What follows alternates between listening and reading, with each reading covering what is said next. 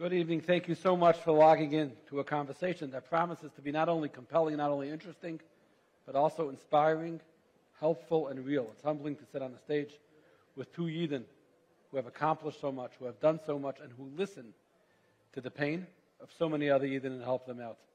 Shlomo Bochner, the founder of Bonei Olam, Mendel, Tress, not only a last name, but already at this point the first name as well that's synonymous with being attuned and available to the cry of all sorts of Yidden. Let's begin. I want to point out that both of these Chashuva gentlemen, Shlomo, you and Mendel, both of you have faced challenges at different times in your life. Shlomo, you and your Rebbetzin have used your personal challenge to launch not just an organization, but an organization that has changed the Jewish landscape forever. Mendel, there was a time when Klal Yisroel lost one of its greatest leaders. The Gedolei Yisroel lost one of their greatest confidants, and the Shevis HaPleitid, the downtrodden and oppressed, lost their greatest advocate. But Mendel Tress lost his father. You were a child of, how old? 9 years old. 9 years old when you lost your father. So people look at you now and they say, wow, you accomplished so much. But I assume that for both of you, the pain is always there somewhere inside, right? Absolutely. So how does a person take that pain and turn it into the tool of building? Well, first of all, it's the Siyata D'Shmaya. I guess not everybody has this chus. Sometimes you get a calling from the Rabbi Shlomo. It's an enlightenment that you're trying to find a purpose in life. If I can't have children, if I can't be like everybody else, there's got to be a reason why Hashem put me in this world. So, as I said before, how I got into Bonei Olam, what brought me into Bonei Olam, what coached me to stay in Bonei Olam was clearly Siyata D'Shmaya. But the thought of actually wanting to do something is, first of all, a lot of credit comes to my wife, Chani. She was the one that actually came up with this idea. And she always used to say, one baby at a time. I never believed that we are going to be actually able one day, Zoiche, to actually bring forth life to so many people in Klal Yisrael that need this. But somehow it was Siyata D'Shmaya that actually put my thought onto that path, that this might be the reason why we're going through this, and this might be my mission in life. And I remember making a deal with the Rabbi Shlomo the night before I was supposed to take on this leadership from the organization. It was late at night. I was looking out the window. I was lying in Krishma. I said, Rabbi Shlomo, if you want me to do this, I beg of you, I want to be matzliach. I don't want to work on something and not be successful. I'd rather do whatever I did until now. I'd rather go back to learn. If I'm going to be a shliach from the Rabbi Shlomo for Klal Yisrael, Hashem should give me hatzlacha. I think it's safe to say that at this point we see that hatzlacha, Baruch Hashem, flourishing. Not only at this point, actually from day one, I must say, I guess the Rabbi Shlomo knew who he was dealing with. The Rabbi Shlomo gave me right on the onset, not a normal Siyata D'Shmaya, finding the right people which had the knowledge of medicine way above. You're saying that the pain is never far away, but you're able to put that pain in a place where it doesn't impede your ability to do for others. I don't know if I was able to put it away because it's still here. I was somehow able to travel, my pain traveled along, actually fulfilling a mission in life. Mendel, you meet a lot of people probably who also don't have their fathers, people who come to you for different strachim, almanas, yisayim, that's something you deal with. Does that awaken that old hurt, that old pain in you when you hear those stories? So I just want to back up with you a little bit. First of all, before anything else, I want to thank you for having me here tonight. To sit on a platform together with someone like Rabbi Shlomo, who's nice about with people throughout his life and continues to be nice about the way he does, feeling everybody's pain, the way he does is phenomenal, and it's humbling. And not only does he feel their pain, but he feels the simcha, the joy, when there's a simcha. So it's Pasha D'Schus for me to be sitting here tonight. So yeah, when I was 9 years old, I lost my father. Not a great place to be when you're 9 years old. Asking, he was sick. He was sick for a number of years before that. So did somebody prepare you for that, or no, not really? They didn't do that? No, not really. Nobody prepared me. I don't think it's something you can ever get prepared for. But it's not a great place to be when you're 9 years old, or I'm sure not at any point in life, but for sure not when you're 9 years old. But the Rabbi Shalom Berev Chazdai put me into a phenomenal family. And besides a phenomenal older brothers and sisters. I'm the youngest in the family. I had an unbelievable mother who understood that to take that tragedy and turn it into something that should be a positive experience for us. And always spoke to us as to what our chiyuvim are to build on what my father left over and help other people with it.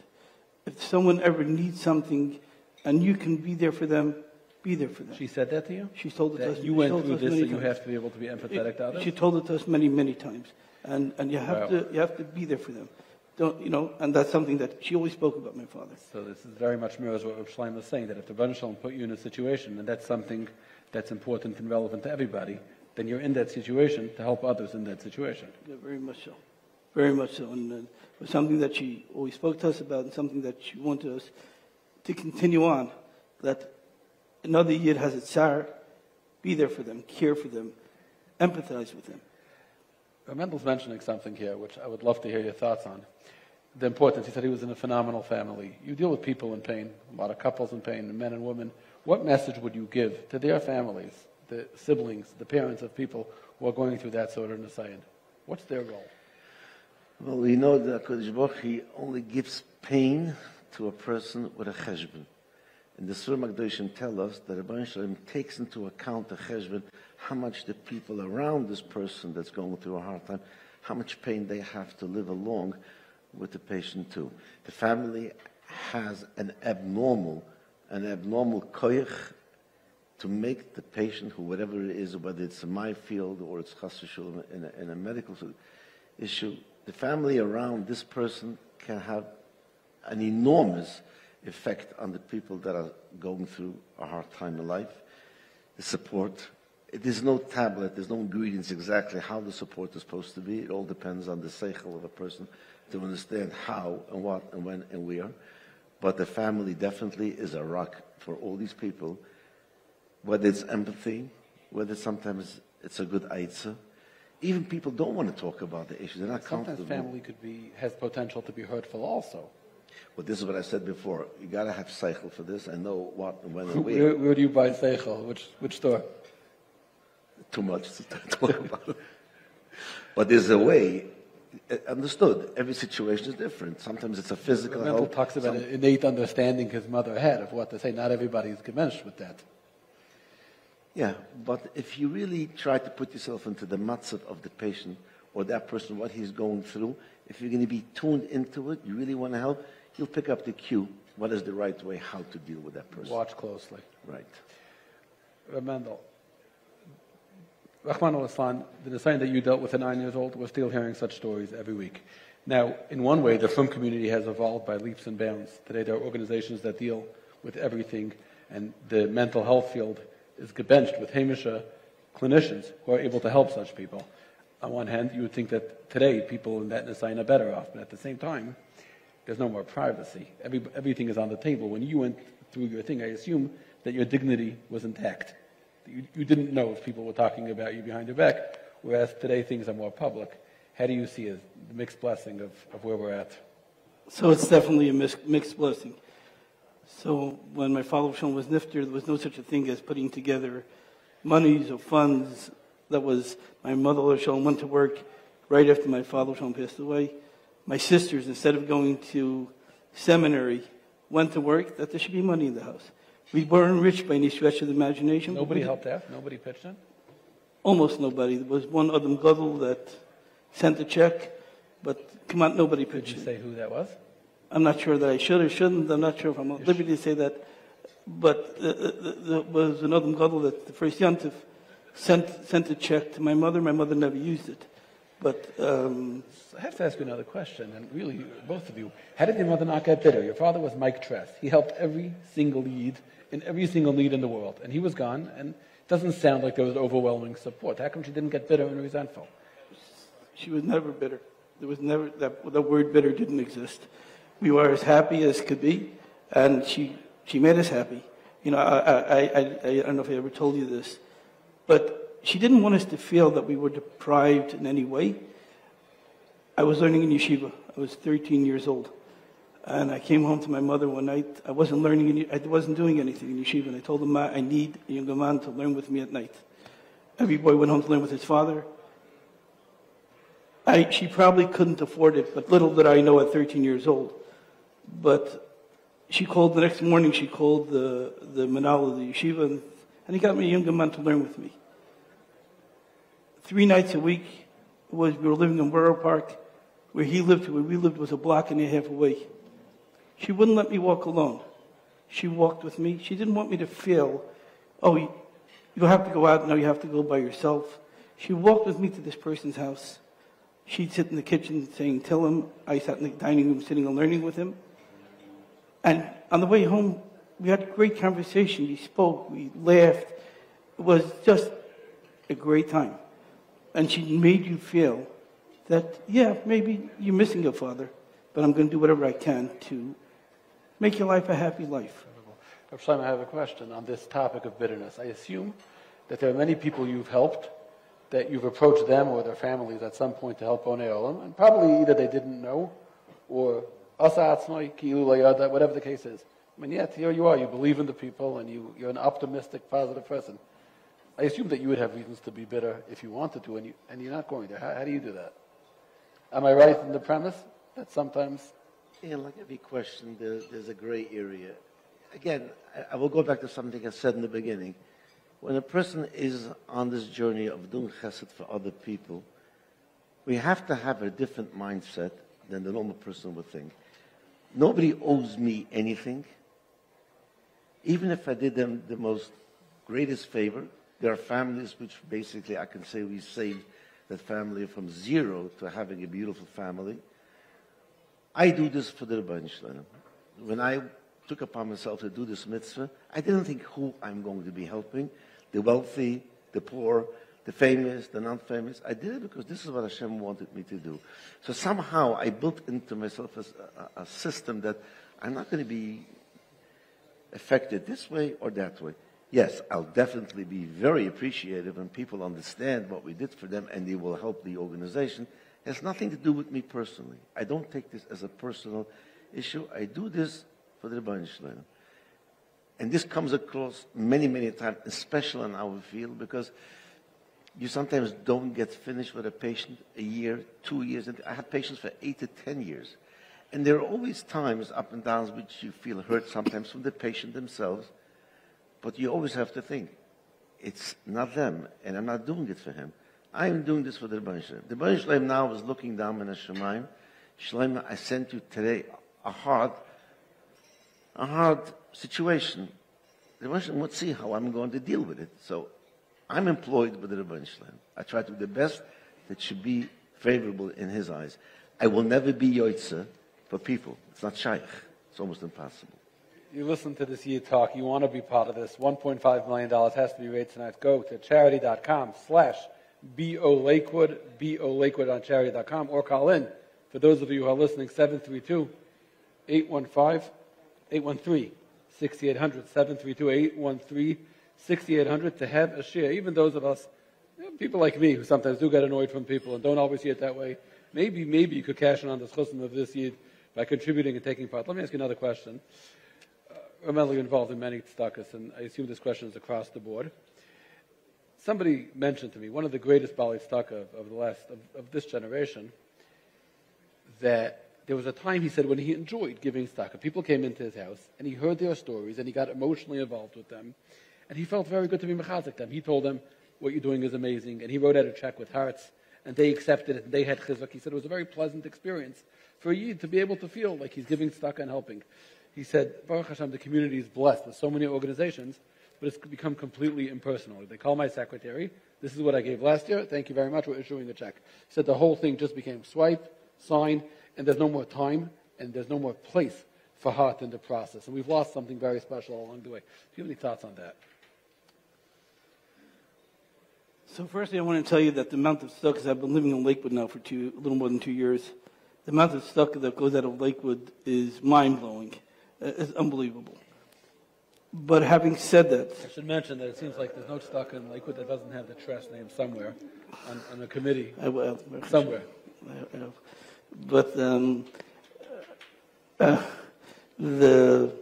guess that's my cheering squad. But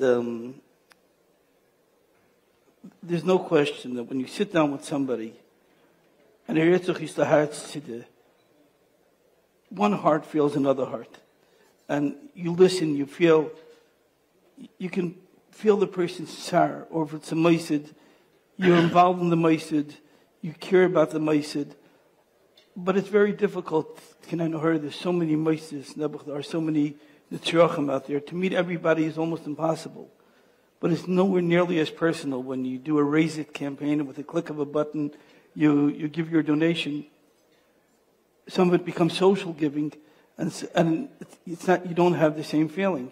But mitzad sheni, you can't possibly raise the amounts of the monies that we need to raise for the amounts of the people by doing it one-on-one.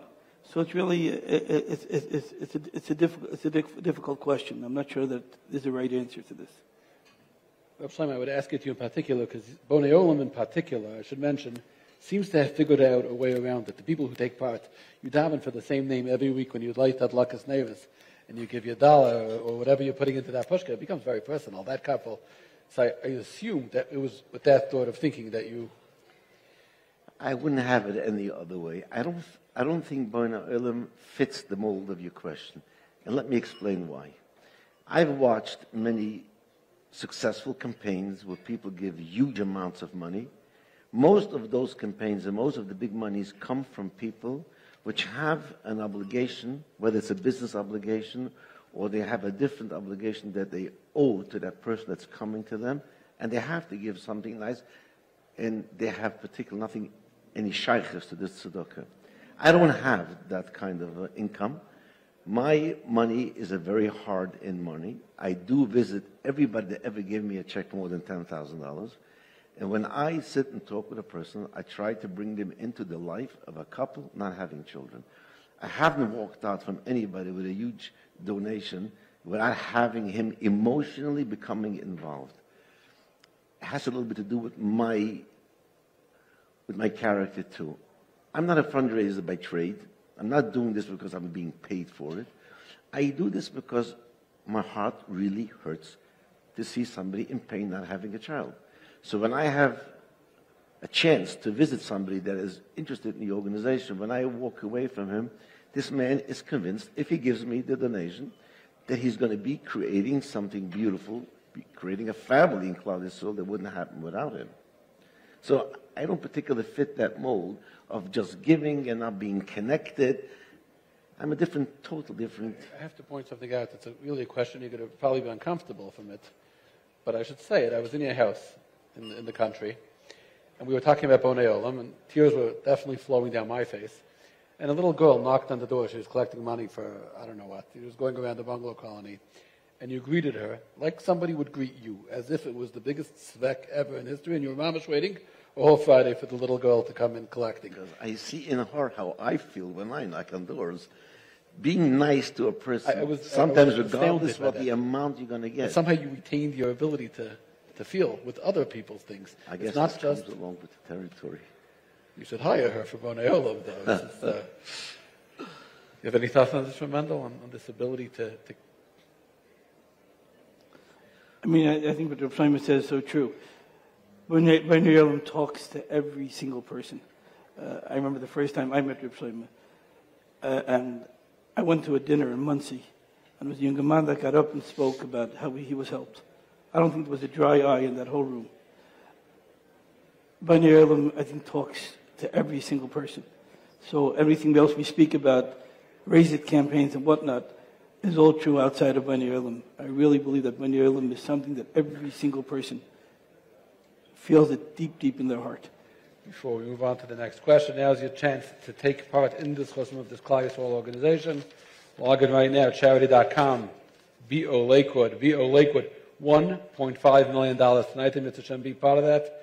732-813-6800, 732-813-6800. The necessity of raising large amounts of money when there's a lot of people who are, trying to get their share out of those same funds, and at the end of the day, those funds are limited, necessitate a certain kind of marketing campaigns. And in recent years especially, we've seen very, very high-level, you could call them eye-catching marketing campaigns, because you have to get people's attention. If you're going to put a little sign, we can use money, call us for more information, no one's going to look at it. it also calls for pulling on people's heartstrings because they hear so much that everybody's trying to out-competition everybody else. I want to ask two questions. First is the Bonei Olam specific question. Forgive this. The argument could be made that before this marketing, a person struggling with infertility, a woman could go to the park in her development and not have to feel like she's a big nebuch because she's just one of the ladies talking. Now, everybody realizes, do you know what their life is like? Do you know what their Shabbos table is like? Do you know what their Pesach Seder is like? Because it's talked about so much, maybe it just contributed to the fact that she sees herself more as an other. A very true and a very valid point. And don't think it doesn't cross my mind many times. I hope people are not getting hurt more than they have to. But it's also very interesting to see the other half of the coin. I haven't had yet one patient, not even one, from the thousands and thousands of patients worldwide that we serve, that was matzliach and ever had a complaint why we made this campaign or that campaign. The complaints basically come in, unfortunately, from people that were not matzliach. And when you're not matzliach, there's an anger and there's a frustration. And as we all know in the world of psychology, who gets kicked? The one who's near and is dear.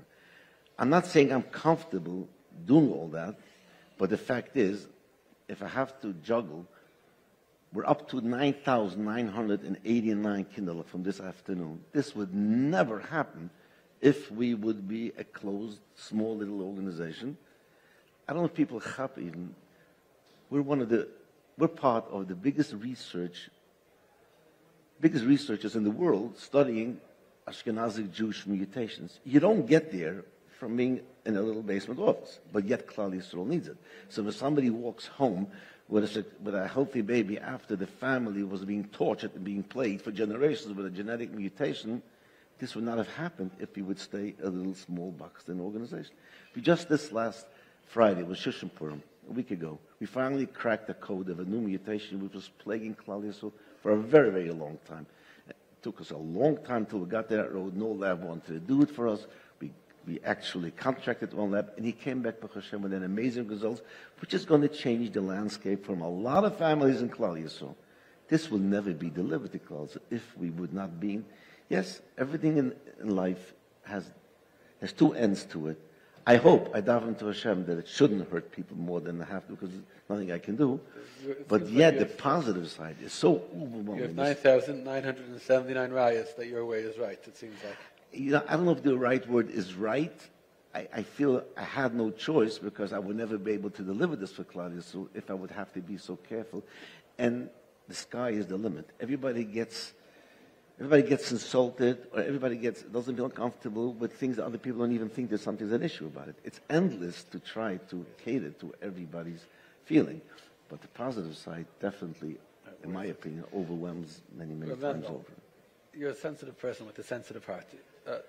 Somebody's reading, a young person especially, is reading a newspaper today. On every second page, they're going to hear tragedy. It's tragedy, geopolitical tragedy and fright, and every page is another Karen for a younger man who lost a life, Rahman al-Atsan, or this issue, this sickness, this problem. There's a lot of anxiety in the world. How do you see this? Meaning we have to overmarket these things to get the money, but at the same time we're creating a sense of tremendous anxiety and fear in young people. So I can't talk to the anxiety. I don't know. But I can only tell you that Klal Yisrael has grown behind her tremendously. And yes, there are going to be more tragedies as there are more people. But I think there's so much good in Klal Yisrael.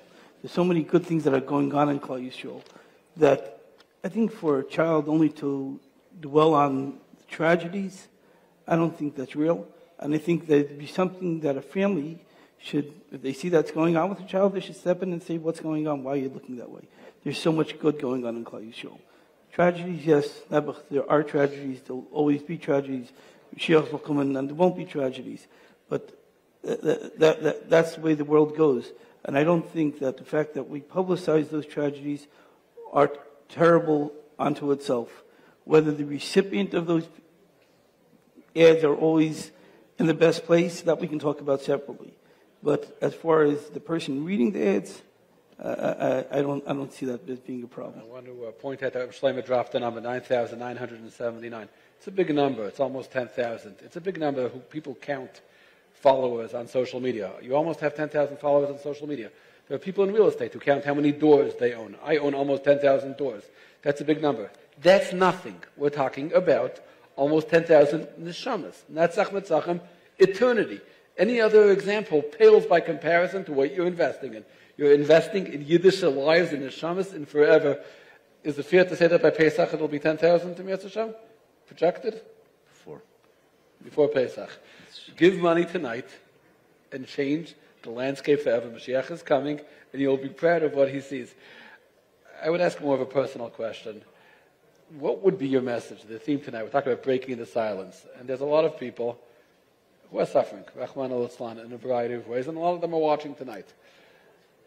What would you say? Look at the camera and tell somebody, both of you are dynamic, successful people, Baruch Hashem. Nobody looks at you and says, ay, never. He went through this, he went through that. They see success, Baruch Hashem. What would be your message to people and say, pick yourself up and do something with your life? How did they get there? Well, the Aleph, the first one is, we must have emunah in betochen HaKadosh Baruch Hu. That nothing really happens on its own and everything is accounted for. I remember, I think this was my hardest moment in my entire life when the doctor actually told us that it's time for closure. Children will not be coming in your lifetime. I can't even begin to explain in those few seconds what my mind went through. It's impossible. But it definitely pushed me down, I would say 6 feet under. I found myself purposeless. There's no need to go on in life. And I don't know why this sticks in my mind more than anything else. I was walking in my backyard, and I just looked down to the ground, and I saw so many different blades of grass growing. And I reminded myself that the Mendel says that HaKadosh Baruch Hu himself creates every little blade of glass, and each one is different than the other one. One is wide, one is narrow, one is shaped this, one is shaped, and every little grass has a malach, which is memunah. So I remember I thought to myself, Rabbi Shalom, you have created zillions and zillions just blades of grass, even in just this little yard alone. Is it so hard for you to give me one child, one neshama? It can't be because a lack that the Rabbi Shalom Chas V'Shalom can't do it, because Kol HaShechufas Hashem Usu. Look around creation, what Hashem created.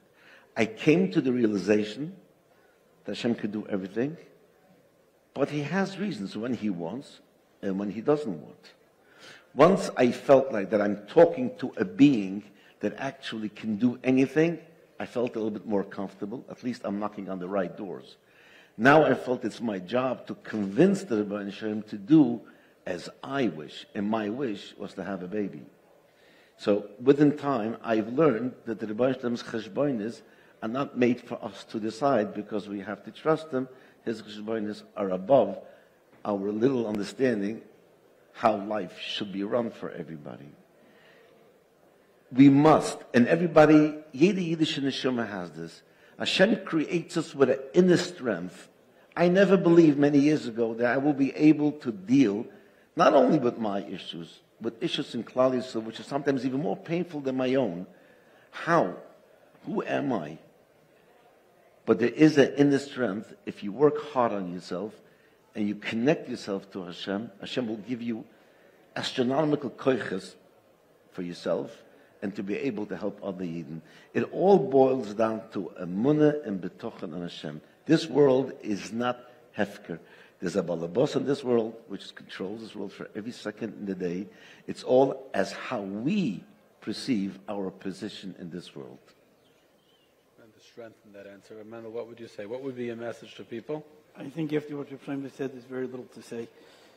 But if I can say anything,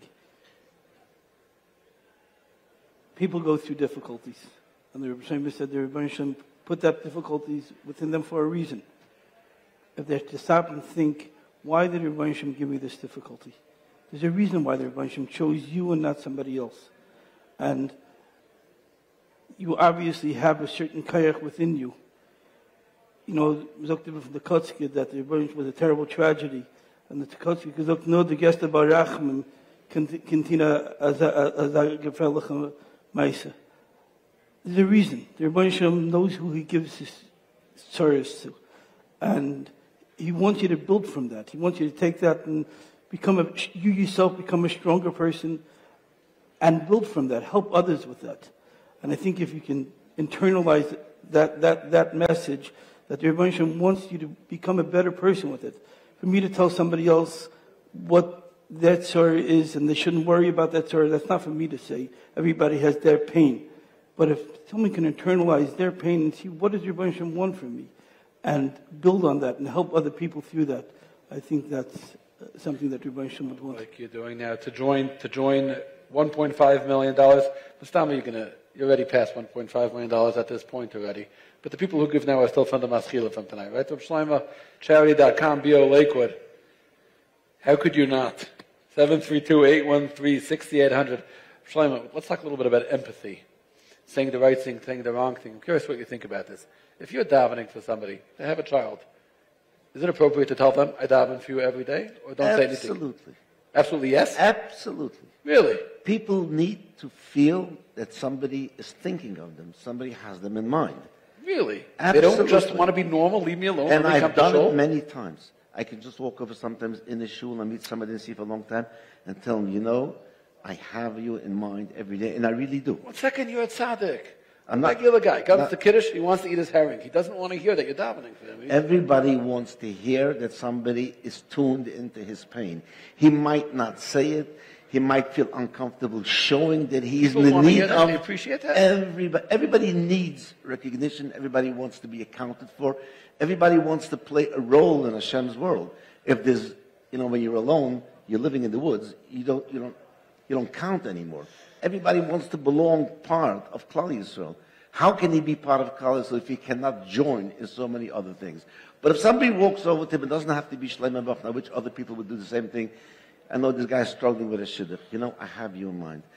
I sometimes think maybe a good word goes so far that we don't even sometimes think what chesed I can do just saying a good word for this person.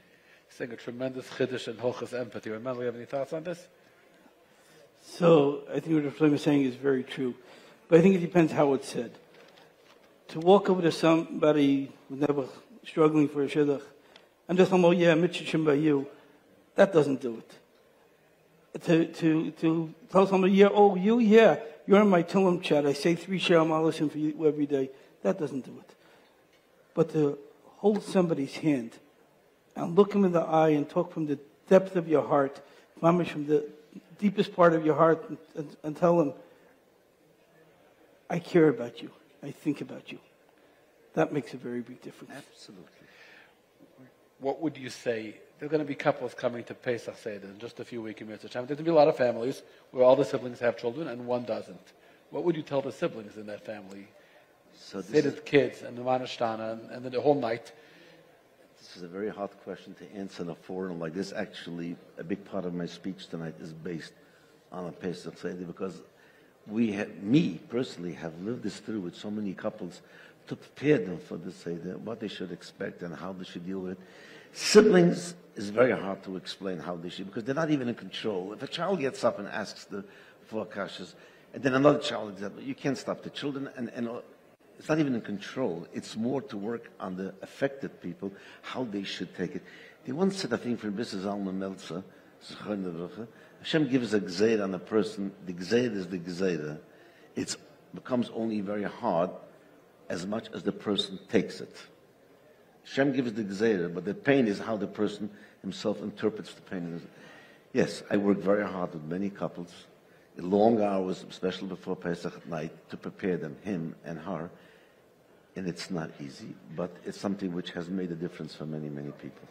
We're going to wind down before we get to our last question. One more time, $1.5 million tonight. BO Lakewood 732-813-6800 by eternity with a swipe of a credit card by calling in Yiddish Neshamas 9,979 to date, and you could be a shutuf in this. Also want to take the opportunity to thank the elegant and gracious surroundings here in the host at the Sheraton Eatontown. Absolutely beautiful. Thank you for everything you're doing. I would want to ask you to end off on a personal. Tell me about somebody in your life who personally carried you. somebody that you would be Makatev and say, thank you, I am who I am, because you brought me here and you helped me get to this point. Mendel. So that's a difficult question. There are different people that shape my life at different points in my life. I would have to say, first and foremost, my mother, Allah Shalom. There's not enough good words that I could say as to who she was for me in my life. But as going through yeshiva in my life, there were different Rabbeim. I ended up in Yisroel in learning in Panovich, and Rav Shach was an extremely unbelievable force in my life. Did Rav Shach know who your father was? Did he understand what your father meant? He met my father twice, he told me, but Rav Shach didn't talk to me because of who my father was. It's the way he treated every single person that came to him. I can tell you stories that, I have to tell you a quick story. I had 3 children already, kind of her. I was living in Lakewood. And I'd come back to Yisroel, and the Shiva asks me, how you living? I tell my wife works. How many children do you have? I have 3 children. And I had a Goyish, a babysitter, an old lady that came in every day to babysit my children. And he says, "Wer geht achtung auf die Kinder?" I tell him, unbelievable. I have an old lady, a Goyish, a lady who lives right next door to me. She watches the children. I go to learn. My wife goes to work. And he says, "The Weib geht zu der Arbeit, und du gehst lernen, was da Goye in Stub, wer macht Broches mit den Kindern?" I had nothing to say. And he kept going on and on. I have a cheshbon from the Kinder machen Broches, du gehst lernen. I had nothing to say. And he sits there and he thinks to himself, "Sag mir, wie viel Geld macht der Weib a Chodesh?" And I think at that point she was making about $1,000 a Chodesh. And he says, She should have become a Mora. She should have paid more. Right, I guess. So he ran to his drawer, took out $1,000, handed me $1,000. He says, "Ich will de schicken $1,000 jeden Chodesh. Aber kein Goy in Stub sollst du nehmen, the Kinder sollen machen Broches." Had nothing to do because who my father was. Because he cared that Yiddish Kinder should make Broches. He cared about somebody else. Had nothing to do with... That was one of the most forceful things that ever happened to me. It made you stop to think as, what are you doing, and are you doing the right thing? You have to stop and think as to what you're doing. Says a lot. Yeah. Shlomo, it's been a journey for you. Who? Yeah, so actually I would break it up in 2 parts. First part I would say, the Rabbi Shlomo. I think that I have developed such a close connection because I couldn't survive without having the Rabbi Shlomo with me literally every second. I think the Rabbi Shlomo actually made me survive this ordeal. And my second being, because it's a person, I would give the credit to my wife. My wife is a very positive person, a very strong person. She held up in the beginning of the early years much better than I did. So I do owe her a gewaldige yeshikoyach. But I do want to end up with one more thing. I think we're winding down. I have a very special message tonight, which I would love every person in Klal Yisrael should listen and listen strongly what I'm trying to explain. People somehow feel that not everybody in Klal Yisrael is muksher, or he's able, or he has the capacity, the capability of being involved, helping other people, and whatever the matzav is. Some people will always look up, oh, this askin does Trimcha Shabbos, this askin does this. This is so not true. There's a choiv, and there's a chiyuv, and there's a talent in every yid in Klal Yisrael, because we are Rachmanim b'nei Rachmanim. All of us can find a niche, how to be helpful to another yid. Now, I'm going to go back to Bonei Olam. People that are struggling with infertility somehow do fall out from that category because they really are not able to get involved in many other issues, because the pain of infertility is something which draws a person down, not to be able hardly to survive. But everybody else in Klal Yisrael could and should become involved to help a childless couple bear fruit and should be able to build a family of their own. And we can. Proof. Shlomo Bochner, who am I? I don't come from any great family. I'm not coming from a rabbinish, a rebbish, a yeshivish family. I'm a plain Yid in Klal Yisrael. But maybe by force, or maybe a lot of siyata d'ishmaya. I found in myself this internal koyach. And today, this little person actually plays the role in thousands of people, literally every day worldwide. I ask Klal Yisrael to join me. You have the opportunity to sit with a Yid who sees his inspiration and guide as the Rabbi Shalom. Meaning, walking with Rabbi Shalom. By participating tonight, you too get to be part of this holy work. Right now, charity.com/BO Lakewood. Thank you so much for joining us. Thank you. I heard the amazing about Rabbi said.